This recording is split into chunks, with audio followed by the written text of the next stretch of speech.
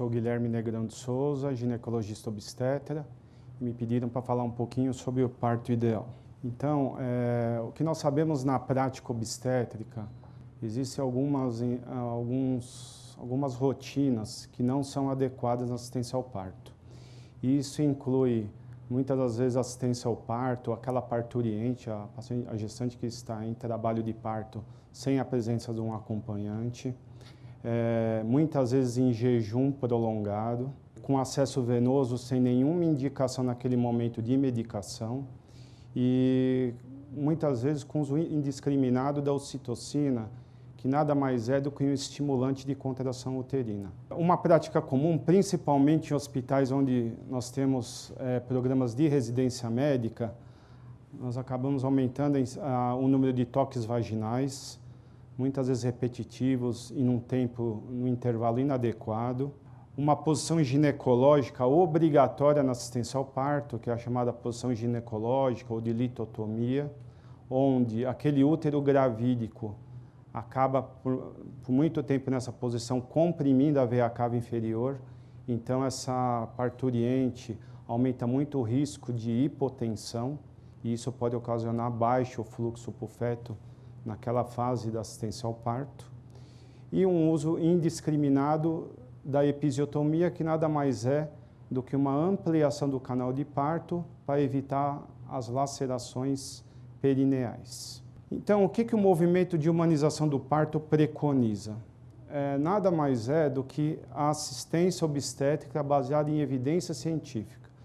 Nós sabemos que o ambiente, eu acho que a palestra anterior deixou muito claro que não é só o método mecânico que dá a boa assistência ao parto, e sim o ambiente onde essa paciente se encontra.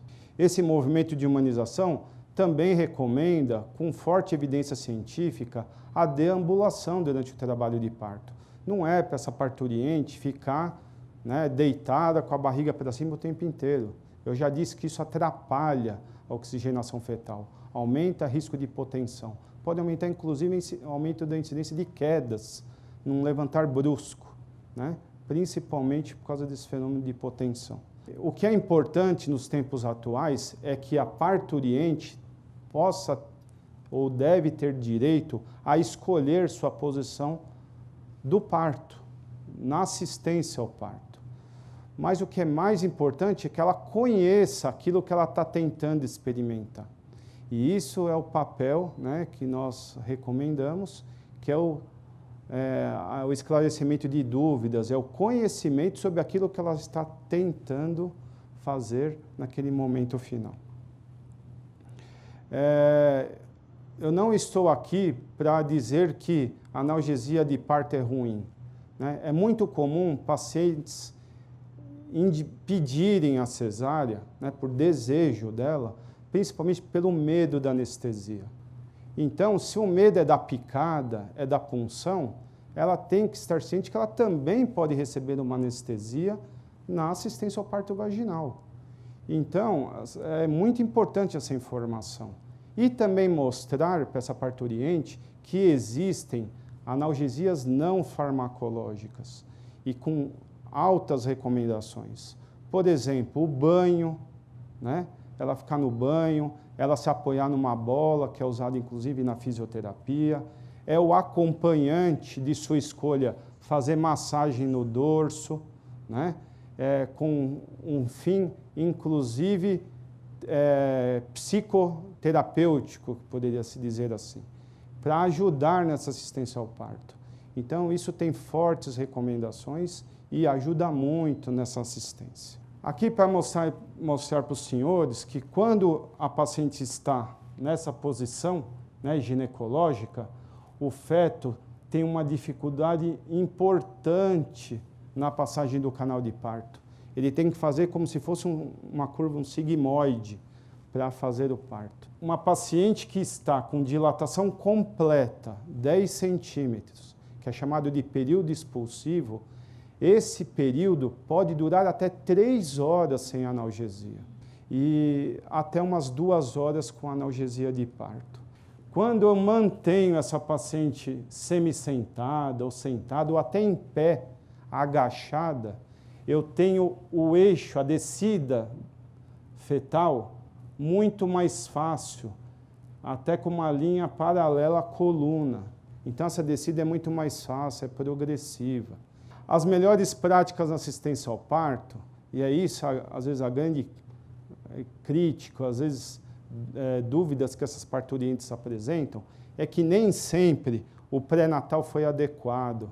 Ela não fez com o mesmo médico, não esclareceu suas dúvidas, não teve uma boa relação médico-paciente e não fez o chamado plano de parto, que nada mais é do que a paciente tirar as suas dúvidas sobre como será a sua assistência ao parto, o que pode ou não fazer, quais são as indicações de fazer. Então, uma paciente não deveria chegar numa maternidade dizendo radicalmente que não aceita que se faça episiotomia, que não se possa pegar um acesso venoso, que não aceita ficar em posição ginecológica na assistência ao parto. E saber que, se estiver tudo ok, tudo evoluindo bem, ela terá sim o direito de fazer aquilo que ela imagina que seja o ideal para ela. Tá? Então, essa comunicação é importante, a gente tem que discutir as preferências e mostrar riscos e benefícios, e é muito importante a participação não só dessa gestante, como do familiar. O transcorrer do parto evolui muito bem, e é isso que a gente recomenda. Então, esclarecimento com linguagem acessível, eu não posso falar em termos técnicos que eles não vão entender nada. Eu tenho que explicar em termos que ele entenda o que eu estou explicando, senão não vale a pena.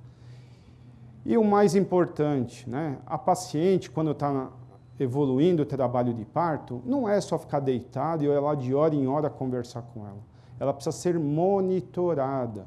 E aí entra o papel desse aparelho chamado cardiotocografia, ou sonar, que nada mais é do que o registro da frequência cardíaca fetal em momentos fisiológicos e em momentos de estresse. Qual que é o estresse? É a contração uterina, porque a contração uterina comprime a veia umbilical, que manda sangue oxigenado para o feto.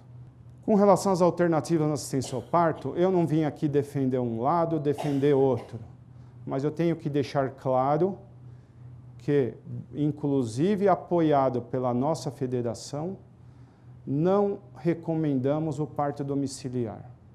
Tá? Por quê?